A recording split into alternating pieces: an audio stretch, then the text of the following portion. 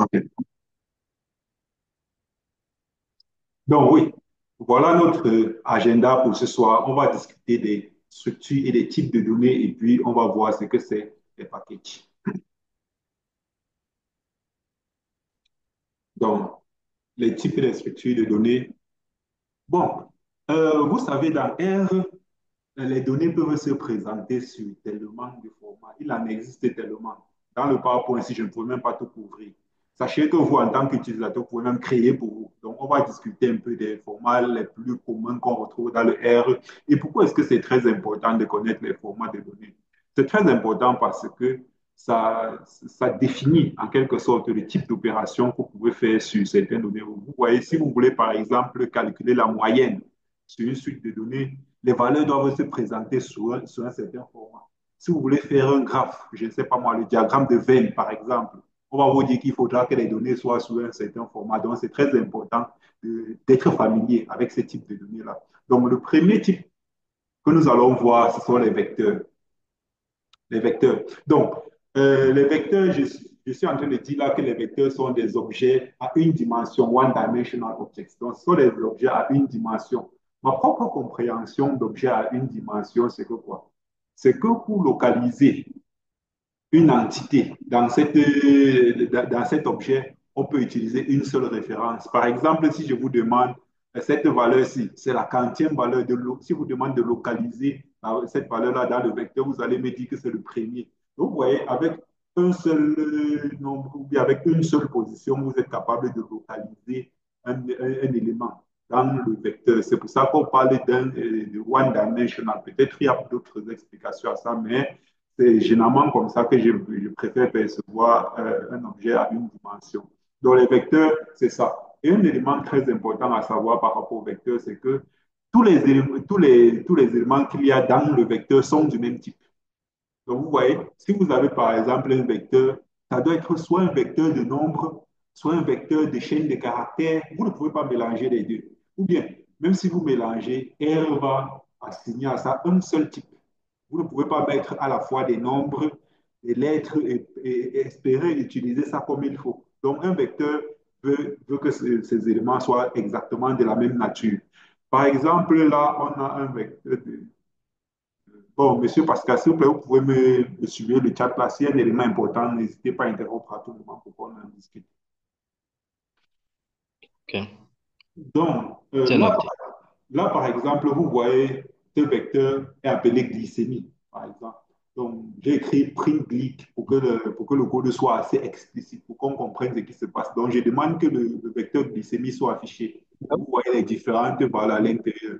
Donc, si vous n'êtes pas familier avec R, vous pouvez décider de voir le vecteur comme une variable. Ça peut être comme une variable. Donc, si on dit glycémie, là, ça doit être que la glycémie qui est à l'intérieur, par exemple, pour vos participants et tout. Donc, ça, non seulement c'est la même nature, mais c'est aussi préférable que ça représente exactement euh, la, la même variable. Oui, la même variable. Et là, oui, Oui, après tu fais un résumé aussi en anglais pour Mohamed. d'accord, d'accord. Donc, là, Mhm. j'ai mis en exemple deux vecteurs. Il y a le vecteur glycémie, il y a le vecteur statut. Vous voyez les valeurs qui sont à l'intérieur. Dans le vecteur glycémie, ce sont les valeurs de la glycémie. Dans le vecteur statut, c'est juste un vecteur de vrai ou faux, true ou false. Pour dire, par exemple, si quelqu'un est infecté ou pas, ça pourrait représenter vraiment n'importe quoi.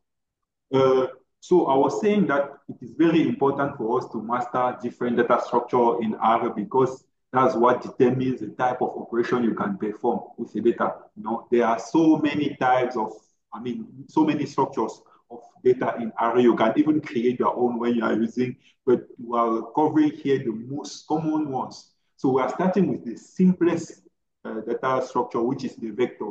So you see the vector just as a set of values representing exactly the same variable. It's only of one type, okay? So if a vector is made up of numbers, it's better you have only numbers inside.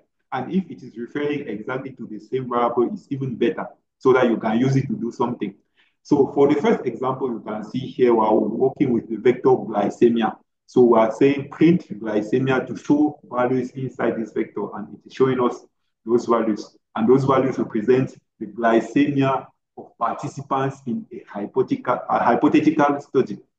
Uh, Yes, I was also saying that a vector is a one-dimensional object. One-dimensional means that if you want to locate one item inside, you can only use one reference. Like if I want to locate this number, I can say the third number. This is the third value in the verb in the vector. So see, the number three is helping me to locate one value inside. It's not always the case with other data structure. We'll see when we get there.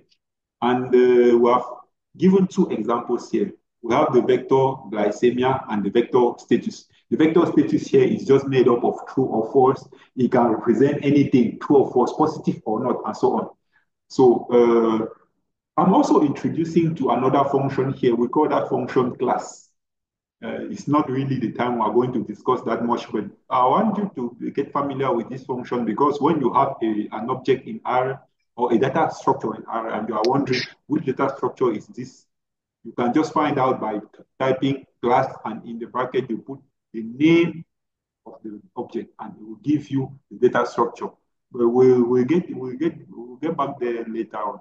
Donc, je disais tantôt qu'on introduit ici à la fonction classe. Si vous êtes en train de manipuler un objet dans R et vous vous demandez de quelle nature est l'objet, vous pouvez juste taper la fonction classe et à l'intérieur, vous mettez le nom de l'objet. R va vous dire de quel type d'objet il s'agit. Donc là, par exemple, pour les vecteurs, ça nous dit juste numérique et logique. Ça ne nous dit pas vraiment que c'est un vecteur, mais avec le temps, vous allez vous habituer que lorsque ça vous donne une sortie de cette manière, c'est déjà si vous allez savoir que c'est un vecteur. On va revenir à la signification de tout ça plus tard. Donc, le deuxième type, la deuxième structure de données que nous allons voir ici, ce sont les matrices. Donc, les matrices dans R, ça représente juste un objet à deux dimensions. Rappelez-vous de ce que j'expliquais pour une dimension. Pour localiser une valeur, là-bas, on a besoin d'une seule référence. Quand on dit par exemple 1, ça nous suffit pour localiser. Là, pour localiser une valeur, on a besoin de deux références. Si je prends par exemple la valeur 87, si je veux localiser cette valeur dans ma matrice, je dirais que c'est situé sur la deuxième ligne et la deuxième colonne. Vous voyez, si je vous avais juste dit deuxième ligne, ça ne suffirait pas pour identifier l'objet, la valeur en particulier. C'est là que c'est pour ça qu'on parle de structure à deux dimensions. Et là, par exemple, c'est un exemple de matrice par défaut. R peut vous présenter une matrice comme ça. Donc là, cette matrice-là, les dimensions de cette matrice n'ont pas de nom. Donc ça vous dit juste que, bon, voilà, le premier, la première ligne, la deuxième ligne, la première colonne, la deuxième colonne. On n'a pas donné à ça de nom. Mais on peut rendre notre matrice de manière, on peut rendre notre matrice un peu plus conviviale en y donnant des noms. Là, par exemple, la première dimension, on appelle la première dimension le sexe. On appelle la deuxième dimension le statut vis-à-vis de la maladie. Et sous chaque dimension, vous avez les différentes modalités. Là, par exemple, on a le sexe mâle, homme, femme. Là, on a le statut vis-à-vis de la maladie infectée et non infectée. Donc, vous voyez, c'est une autre bonne manière de voir les dimensions aussi, c'est le nombre de variables. Vous pouvez décider de voir le nombre de dimensions comme le nombre de variables. Lorsqu'on était là, vous avez vu status, glycémia, c'est une seule variable. Là, dans la matrice, deux variables entrent en jeu. On a le sexe et on a le statut vis-à-vis de la maladie. Oui, donc c'est très important d'être familier avec la matrice parce que généralement, pour lancer les tests, par exemple, comme le qui de avoir les données sous la forme de matrice, c'est vraiment plus approprié. Et on parle de matrice, mais si vous êtes épidémiologiste et vous êtes habitué à table croisée, c'est toujours ça. Si vous êtes habitué en stat à tableau de contingence, c'est toujours la matrice. Donc, tous ces synonymes-là dans R, ça s'appelle matrice. Et vous voyez, lorsque j'ai demandé la classe de maths 1, j'ai appelé la matrice la maths 1. Lorsque j'ai demandé la classe, ça me dit qu'il s'agit d'une matrice ou bien d'un arrêt. On va revenir à arrêt plus bas.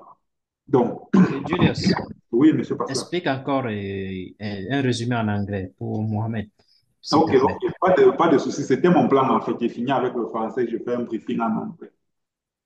So, the second data structure we are discussing in this presentation is matrix. So, a matrix is different from a data or from a vector in that it is a two-dimensional object. And once again, it's from the same type, you see. It's the same type. So, it should be made up only of numbers, for example, or only of string of characters. Here, for example, we are showing a matrix presenting the distribution of a disease within genders. Here, the matrix is really looking basic. This is how I will show you the matrix by default. Dimensions are not named. So you just have numbers. You see one, this is the first line, this is the second, I mean the first row, the second row, the first column, the second column. So R is just presenting it this way, but I wanted to make it a bit friendly, appealing by naming the dimensions. So you see, for example, when I say gender, male, female, this state is infected, non-infected, the matrix makes more sense for us, but basically it's exactly the same thing. If I'm running an analysis on this selection or this one, the result will exactly be the same. I've just put names there to make it appealing and more meaningful for the user, for the reader. So we're saying the matrix is a two-dimensional object because if you want to locate one item inside a matrix, you are using two references. If I ask you, for example, locate the number 76 in this matrix, you tell me that it is on the second row and first column. So only with one reference, you are no more able to locate one item here. This is why we're saying it is a two-dimensional object. And you can also decide to see that two-dimensional as two variables involved. So we have gender and we have disease status. Whereas in the one dimension, you have only one variable, status, glycemia, and so on. This is why we say a matrix is a two-dimensional. And it is so important object because when you want to run a test like a chi-square or Fisher's exact test, it's really preferable that you first put your data in a matrix format. So this is what we can say about matrix. And once again, when I ask if I'm using the math one and I'm wondering which type of object is it, I can just ask class object and it will give me the name. It's telling us that it is a matrix or an array. We are going to explain it more. Bon, la troisième structure que nous allons discuter, ce sont les arrêts. Malheureusement, je ne sais pas comment, je ne connais pas une bonne traduction pour ce mot en français. Donc, les arrêts. Arrêt, c'est un peu comme une extension de la matrice. La matrice, c'est deux dimensions. Arrêt peut avoir plus de deux dimensions. Pour l'exemple que j'ai pris ici, c'est trois dimensions. Malheureusement, le tableau ne se présente pas exactement comme j'aurais voulu. Peut-être que ce sont mes connaissances du latex ou bien du Markdown qui m'ont un peu bloqué là. Donc, on a là le statut. On veut savoir si les gens sont positifs ou négatifs. Là, on a les habitudes de sommeil. À quelle heure la personne se couche? Là, on a avant 22 heures, à 22 heures et plus tard, pour les femmes enceintes et pour les femmes pas enceintes. Oui, c'est un peu ça. Vous voyez que trois variables entrent en jeu ici.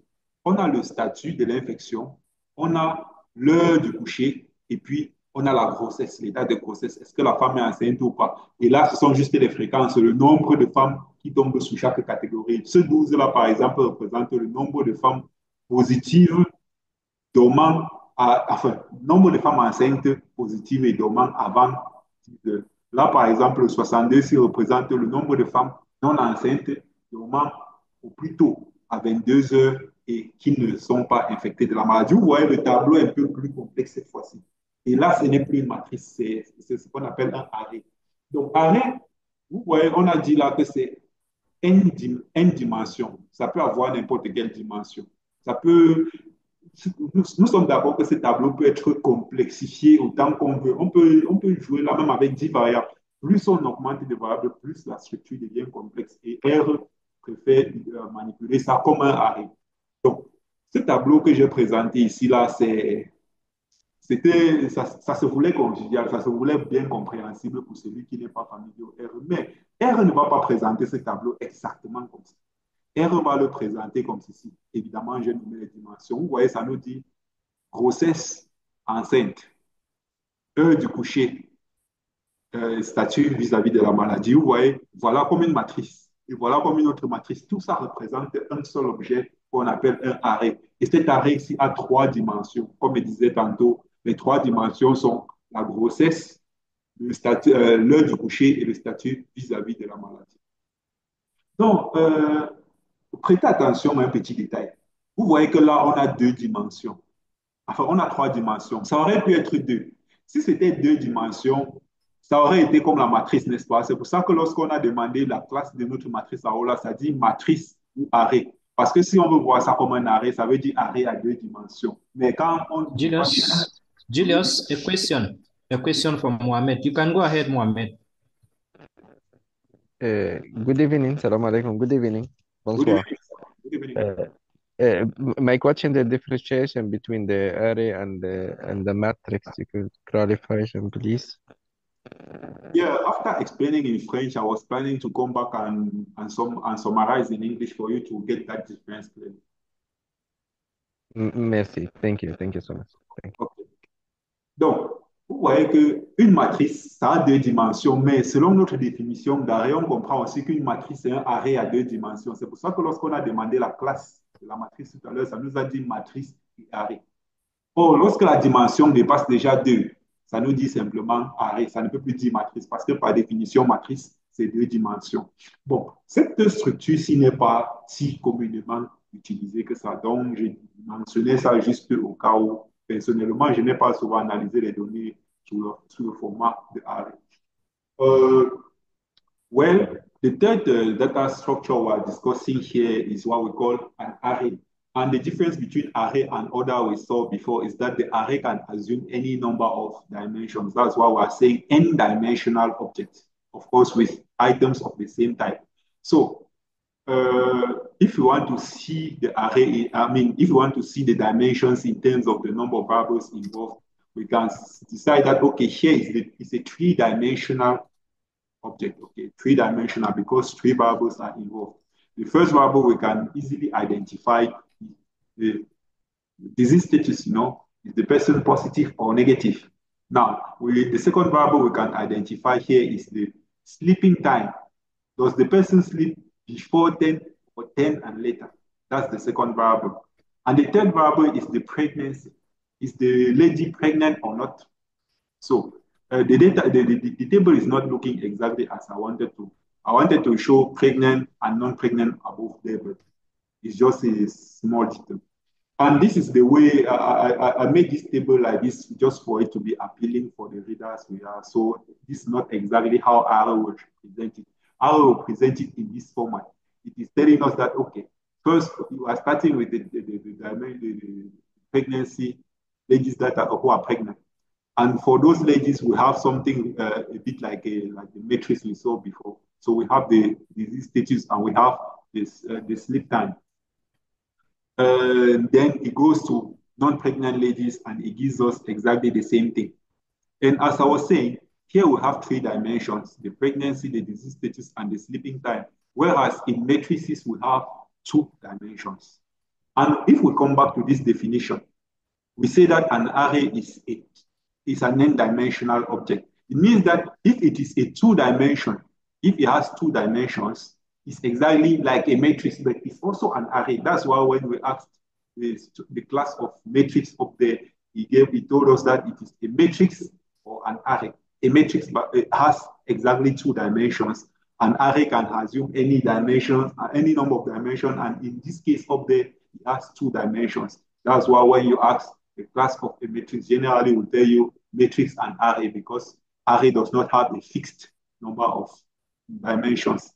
And down here, when we ask the class, it tells us that it is an array, and it does not suggest matrix because here we have more than two dimensions. This will exclude matrices. So, Mohamed, have you understood the difference between the array and the matrix? You got it. Okay. Maintenant, nous allons... Yes, I got it. Thank you so much. Okay. Maintenant, nous allons attaquer la quatrième structure d'objets ou de données qu'on peut rencontrer lorsqu'on manipule dans R. Et ça s'appelle les data frames. Il y a une petite variante là qu'on appelle les types. Nous allons revenir là-dessus.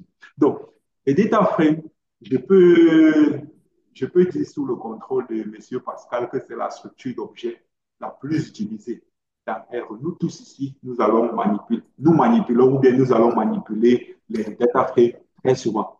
Lorsqu'on prépare nos données, par exemple, dans Excel, ou bien on sort ça depuis Info, ou bien de n'importe où, généralement, on vient avec ça sous forme de data frame. Donc, un data frame, est fait de colonnes et de lignes. Les colonnes dans le data frame par défaut représentent une variable et une ligne représente un, une observation ou bien un individu ou ce qu'on veut. Donc là aussi, on dit que c'est un deux dimensions, un peu comme la matrice. Mais il y a une petite différence là qui se présente. La matrice veut que tout ce qu'il y a à l'intérieur soit exactement de la même nature. Or, la nature dans le data frame est définie par colonne. Donc, vous pouvez avoir une colonne de numérique, vous pouvez avoir une colonne de qualitatif, et ainsi de suite. Donc, le data frame, c'est ça. Vous voyez un peu ça comme votre feuille Excel là. Vous avez organisé les données à l'intérieur par colonne. Lorsque vous importez ça dans R, ça devient ce qu'on appelle un data frame. Là, par exemple, nous avons affiché quelques observations d'un data frame qu'on appelle Iris. Donc, pour les questions d'espace, j'ai préféré afficher juste quelques colonnes. Ce ne sont pas toutes les colonnes qui sont là. Vous voyez, par exemple, nous avons une colonne à l'intérieur qui s'appelle pétale length. Donc, pour les 6 premiers individus, vous avez la longueur des pétales. Pour les 6 premiers individus également, vous avez la longueur, la largeur des pétales. Et puis pour les 6 premiers individus, vous avez les espèces. Donc vous voyez, même sans R, nous sommes très habitués à un data frame. Donc là, j'ai un peu anticipé en allant déjà vers l'exploration, mais pour qu'on ait une meilleure visibilité. Lorsque j'utilise la fonction glimpse qui se trouve sur le package multiplier, lorsque je mets comme argument à l'intérieur un data frame, ça me dit que c'est un data frame à 150 lignes et 5 colonnes. Et ça me donne les différentes colonnes. Ça me dit de quel type de variable il s'agit et ça me montre quelques observations au début. Nous allons y revenir. Et vous voyez, lorsque je demande la classe de Iris, ça me dit que c'est un data frame. Bon, un table, qu'est-ce que c'est un table? Un table, c'est juste une variante de data frame. C'est une variante, une petite variante de data frame qu'ils ont créé assez récemment. Donc, la différence entre le table et le data frame, c'est que le table présente quelques options, oui, quelques options qu'on ne retrouve pas forcément chez les data frames. Nous allons peut-être y revenir demain lorsqu'on va manipuler les données proprement dit. Vous allez voir que lorsque vous essayez d'afficher le table, le type se soucie vraiment de l'apparence. Le type se soucie de l'apparence. Donc, vous n'allez pas essayer d'afficher, par exemple, un data frame qui est beaucoup plus large que la fenêtre, ça va essayer de tout afficher. Le type va vous afficher ce que la fenêtre peut afficher et puis ça va vous donner quelques informations très utiles. Donc, le type est vraiment convivial, c'est vraiment agréable à utiliser. Donc, ça présente quelques avantages et quelques inconvénients, de même que les data frames, bien sûr. Par exemple, lorsque vous affichez un type, par défaut, ça va vous donner quel type de variable nous avons. Vous voyez un data frame là, ça vous dit juste pétale, ça vous donne les valeurs. Un type, vous aurez d'abord dit de quel type de variable il s'agit avant de montrer quelques valeurs comme ça. Et le type aussi a tellement d'avantages. Parfois, ça peut avoir ce qu'on appelle les tables imbriquées. Donc, imaginez un peu un data frame comme ça. À l'intérieur, une cellule là, à l'intérieur de la cellule, ce n'est plus une valeur, mais c'est un autre data frame ou bien un autre type qui est à l'intérieur. Ce sont des notions assez avancées, mais ce n'est possible qu'avec le type. Donc, je vois que bientôt le temps va finir. Je vais vite résumer les data frames et les types en anglais avant que ça ne se coupe. So, as I was saying, the third data structure we're discussing here is what we call data frames or tables. And this is likely the most common data structure we use in R. All of us are going to use it. So you can see it as your Excel sheet. So in your Excel, generally you organize data by column. So each column represents a variable and a variable can be of any type. It's also a two-dimensional object like matrix, but the difference here is that the type of the item you find inside is defined by a column. So you can have one column that is a quantity and the other column that is a string of character, something that is not possible for matrices. And here, for example, we're previewing a data frame, an embedded data frame in R. We call it iris. So it's showing us, for example, the variable petal length, and it is giving us few values there, petal width, species. And we a bit anticipated with the data exploration by typing the function glimpse. You'll find the function glimpse under the package multiplier. We are going to discuss that later on. And the only argument we are providing here is the name of the data frame. And it is giving us some interesting insight. It's telling us that Iris is a data frame of 150 rows and 5 columns. And For each column, it is giving us the name and it's telling us, it is giving us an idea of the type of the data the column will present. We are going to explain all that later, and it is giving us few observations just for us to have an idea of what is inside our data frame. And when you interrogate class of the data frame, it of course tells you that it is a data frame. An interesting point of discussion here is tables. We need to know what a table is. So a table is a most recent variant of data frame. It has some interesting features. Is really focused on the user friendly. When it's showing things, it tries to show it in an appealing way. For example, if you try to print or to show a data frame made up of 500 lines or rows in R will try to show you all of them, which is not always very interesting because that window is not really appropriate to show the data like that. When you do it for a table, the table will not show you everything. It will show you the number of columns and the number of rows your window can fit.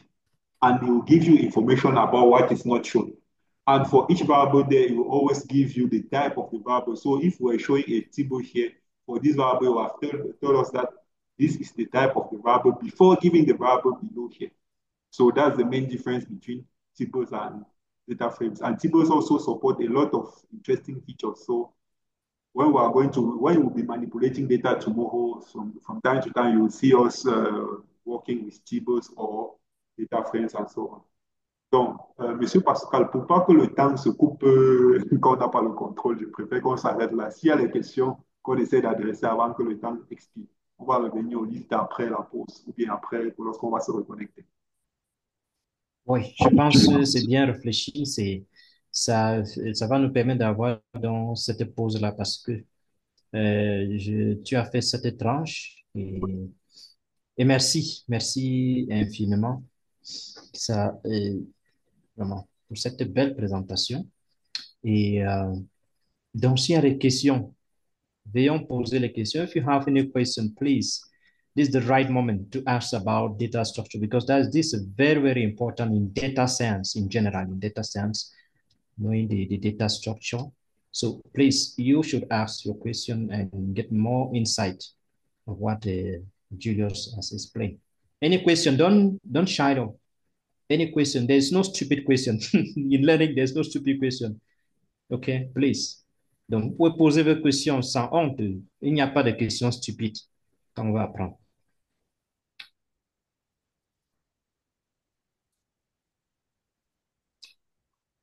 Okay. Donc, nous avons... Yes, Bolaji, Dr. Bolaji. Go ahead, please.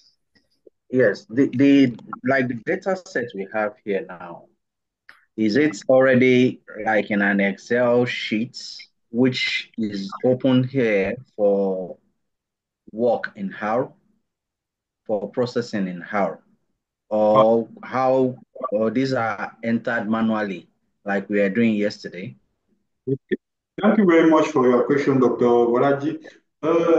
In R has a lot of embedded data set you can use just for learning purpose to try things out when it works before you apply it on your own data set. When you open R like this, those embedded data sets are readily available for you. All you need to do is to type the name. So if I say, for example, Iris, you can try it there too. You press enter, it will show the data set. So if I'm explaining something here about data frames and I want some illustration, instead of trying to import something R already has inbuilt data set I can use just for illustration purposes. And generally, those data sets you can have help about it, to know about the origin and so on.